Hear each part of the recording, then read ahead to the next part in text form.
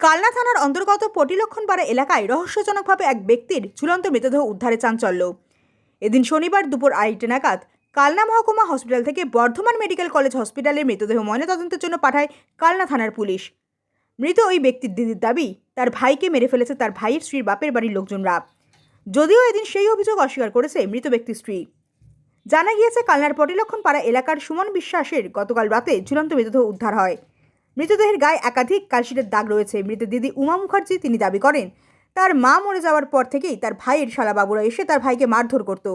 গতকালও তার ভাইকে মারধর করে ঝুলিয়ে দিয়েছে বলে অভিযোগ তোলেন তিনি। যদিও মৃতের স্ত্রী পুরোপুরি অভিযোগ অস্বীকার করেছে। কালনা থেকে সে আমার ভাইকে বুঝলে যাই হোক বিয়ে করেছে। আমার মা প্রথমে মেনে নেয়নি, আমরা মেনে নিয়েছিলাম যে মা যা হবার হয়ে গেছে। তারপর থেকে আমার মা আলাদা বাড়ি থাকতো, এরা আলাদা বাড়িতে থাকতো। তো ভাই মদ ফাত খেত, মদ ফাত খেয়ে হয়তো ঝামেলা অশান্তি, যেরকম সংসারে ঝামেলা অশান্তি হয় সেরকম অশান্তি হয়। দুদিন পর পরই অশান্তি হয়, মারধর। ভাইও মারে, ভাইও যে মারতো না তা নাই, যখন রেগে যেত 2-4টে কথা বলতো তখন মারতো। তো ও পাশেই বাপের বাড়ি, যে কিছু হলেই বাপের বাড়ি চলে যেত। ইদানিং আমার মা মরে যাওয়ার পর, মা মরার আগে কোনোদিন আমার ভাইয়ের গায়ে ওর দাদারা হাত দেয়নি। হ্যাঁ, কিন্তু মা মরে যাওয়ার পর ওকে টর্চার করতো, আমাকে বাড়িতে ঢুকতে দিত না। কারা টর্চার কারা করতো?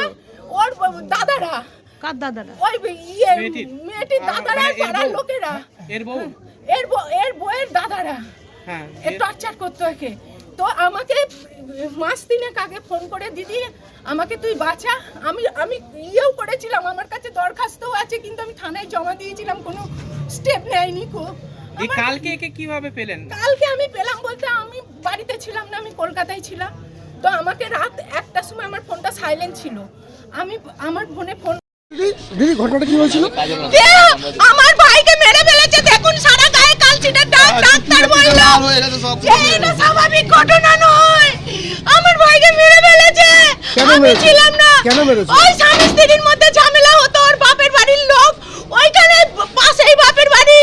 হ্যাঁ, আমার মা মরে যাওয়ার পর আমার ভাইয়ের উপরে টর্চার করতো। আমি যেতাম না ওই পাড়ায়, আমাকে নিয়ে অশান্তি করতো বলে আমি ওই পাড়াতে যেতাম না, যে ওরা শান্তিতে থাকুক।